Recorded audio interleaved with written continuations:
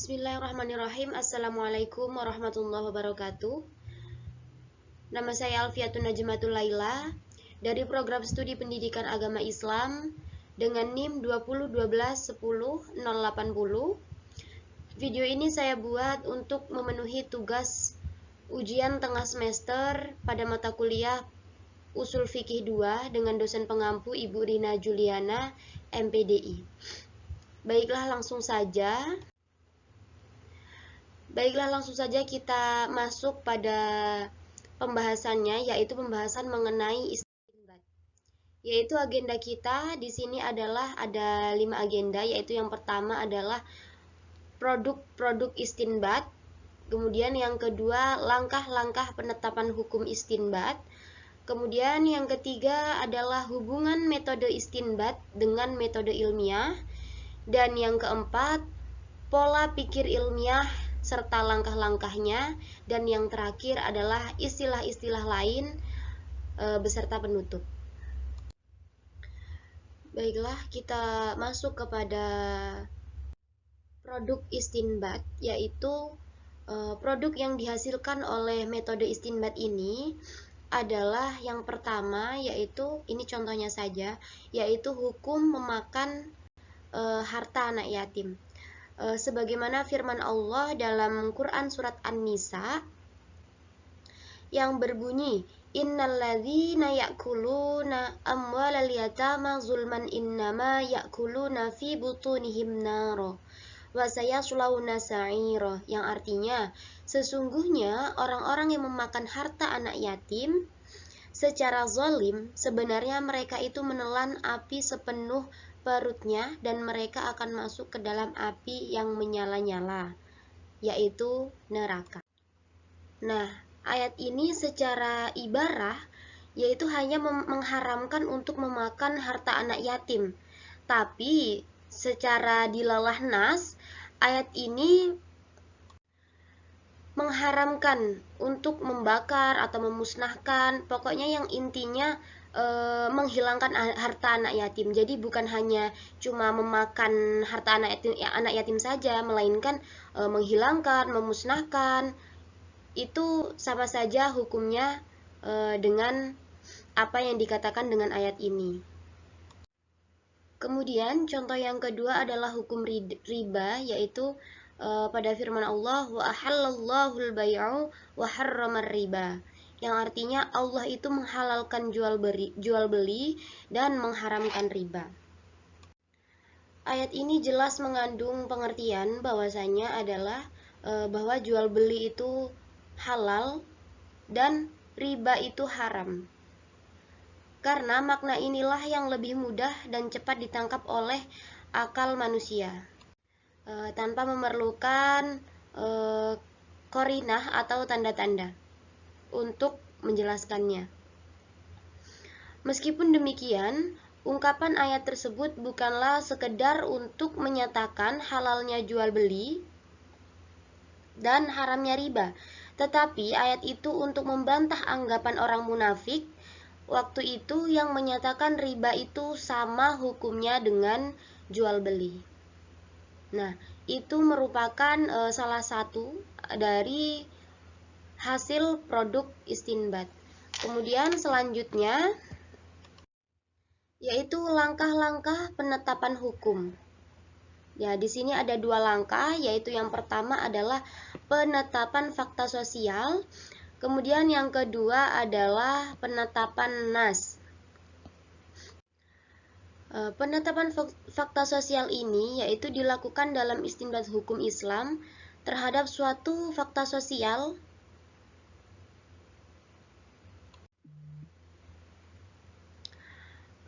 Model penetapan seperti ini dikenal dalam literatur Islam dengan istilah fikih al-waqi, yaitu suatu peristiwa atau masalah yang muncul dalam kehidupan sehari-hari, baik sebagai ijtihad maupun tidak, yang bertolak belakang dari kenyataan objektif kehidupan manusia.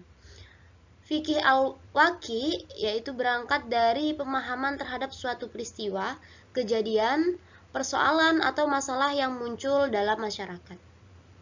Nah, itu adalah penetapan fakta sosial. Kemudian yang kedua adalah penetapan nas. Nah, penetapan nas ini yaitu meneliti hukumnya di dalam nas sehingga ditemukan suatu pemecahan masalah atau keputusan hukum yang pasti.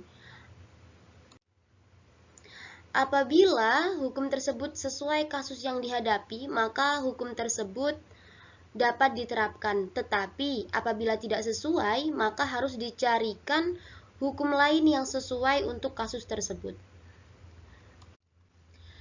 Dalam penetapan nas terhadap suatu fakta sosial, ini harus diperjelas apakah fakta sosial itu ada nasnya di dalam Al-Quran dan hadis secara jelas atau samar-samar. Samar-samar itu zani al-wurud dan zani al-dalalah saja, atau sama sekali tidak ada nasnya. Jika fakta sosial itu jelas nasnya, maka langsung saja ditetapkan hukumnya. Namun, jika fakta sosial itu nasnya samar-samar, maka harus diistinbatkan melalui metode istinbat, kebahasaan dan maknawi. Dan fakta sosial yang sama sekali tidak ada nasnya, maka harus diistinbatkan melalui metode istinbat maknawiyah. Kemudian selanjutnya adalah hubungan metode istinbat hukum dengan metode ilmiah. Di sini kita akan mengetahui dulu apa itu metode penelitian ilmiah. Jadi metode penelitian ilmiah itu merupakan prosedur yang ditempuh dalam upaya menemukan segala permasalahan dengan cara mengumpulkan dan menganalisis data yang dilakukan secara terencana, sistematis, logis, terstruktur dengan mencatat, merumuskan serta diakhiri dengan membuat laporan dengan berpedoman pada ciri khusus keilmuan yakni sistematis dan empiris dan rasional sehingga tercapai tujuan yang diinginkan.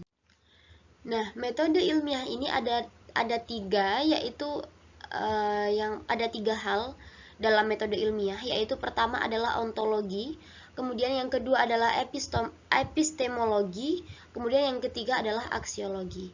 Ontologi merupakan ilmu pengetahuan atau ajaran ihwal eksistensi.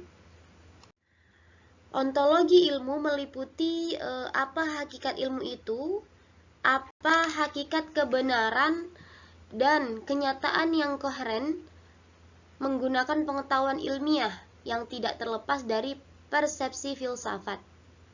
Dan fungsi lainnya, artinya ontologi itu membantu ilmu untuk menyusun suatu pandangan dunia integral, komprehensif, dan koheren. Serta fungsi yang ketiga ialah ontologi memberikan masukan berita buat mengatasi konflik yang tidak mampu dipecahkan sang ilmu-ilmu spesifik. Kemudian yang kedua adalah epistemologi, yaitu secara bahasa, epistemologi artinya pengetahuan dan logos artinya ilmu. Jadi secara istilah epistemologi adalah suatu ilmu yang mengkaji tentang sumber pengetahuan, metode, struktur, dan benar tidaknya suatu pengetahuan tersebut. Kemudian aksiologi secara sederhananya adalah ilmu tentang nilai. Aksiologis dasarnya berbicara tentang hubungan ilmu dengan nilai. Apakah ilmu bebas nilai dan apakah ilmu terikat nilai?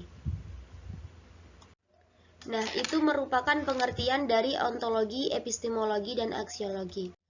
Selanjutnya, di sini ada pola pikir ilmiah, yaitu pola pikir ada dua, yaitu pola pikir induktif dan pola pikir deduktif. Pola pikir induktif itu berpikir induktif memberikan pola di mana aktivitas berpikir dimulai dari kemampuan seseorang dalam mengungkapkan kejadian yang ada di sekitarnya. Kejadian tersebut kemudian dianalisis sehingga menghasilkan deskripsi dan konsep yang objektif dan empiris. Kemudian yang kedua adalah pola pikir deduktif. Berpikir deduktif memberikan sifat rasional dan konsisten kepada pengetahuan ilmiah yang telah ada sebelumnya. Selanjutnya adalah langkah-langkah metode ilmiah. Nah, Langkah-langkah di sini ada 6 langkah, yaitu yang pertama adalah penentuan masalah. Nah, dalam penentuan atau penemuan masalah ini itu harus jelas masalahnya.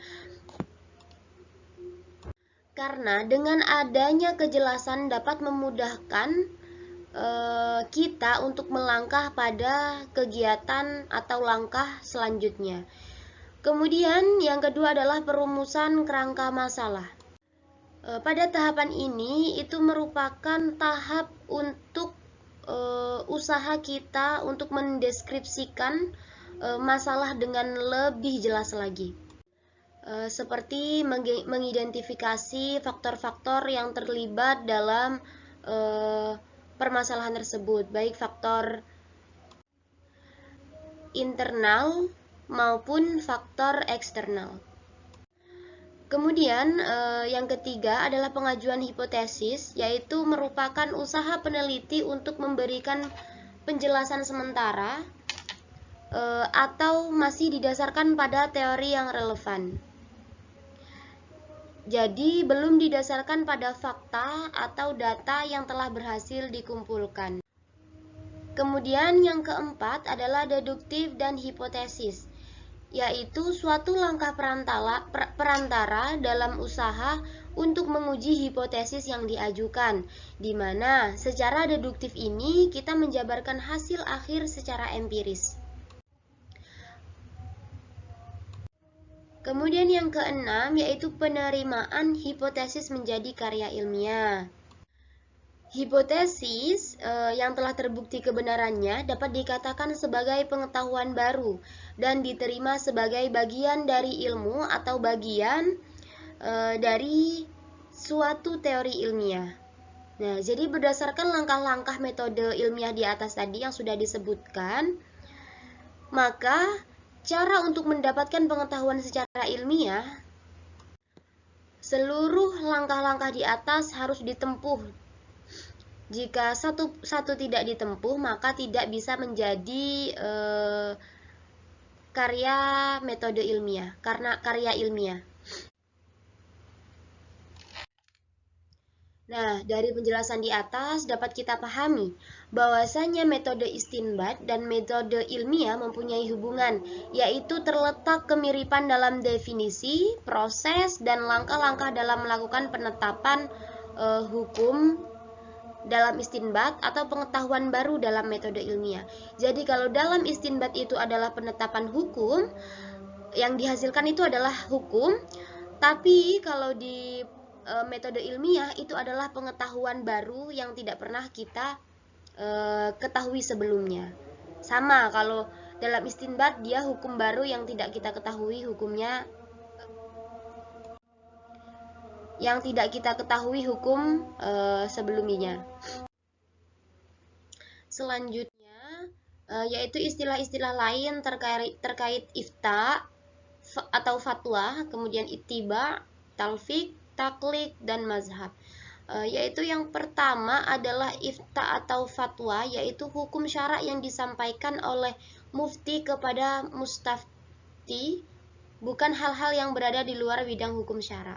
Kemudian ada ittiba, yaitu mengikuti pendapat orang lain dengan mengemukakan argumentasi atau pendapat dari pendapat orang lain dengan mengemukakan argumentasi dari pendapat orang yang diikuti. Kemudian talfiq adalah mencampur adukkan dua pendapat atau lebih dalam sebuah permasalahan yang mempunyai hukum. Kemudian taklid adalah menerima pendapat orang lain dengan tidak disebutkan hujah atau dalilnya. Kemudian yang keempat adalah mazhab, yaitu jalan pikiran atau metode manhaj yang digunakan seorang mujtahid dalam menetapkan hukum suatu kejadian. Baiklah, kemudian yang terakhir adalah penutupan. Demikianlah video pembelajaran yang saya buat. Kurang lebihnya saya mohon maaf. Mohon dibukakan pintu maaf yang selebar-lebarnya. Billahi hidayah wa taufik. Wassalamualaikum warahmatullahi wabarakatuh.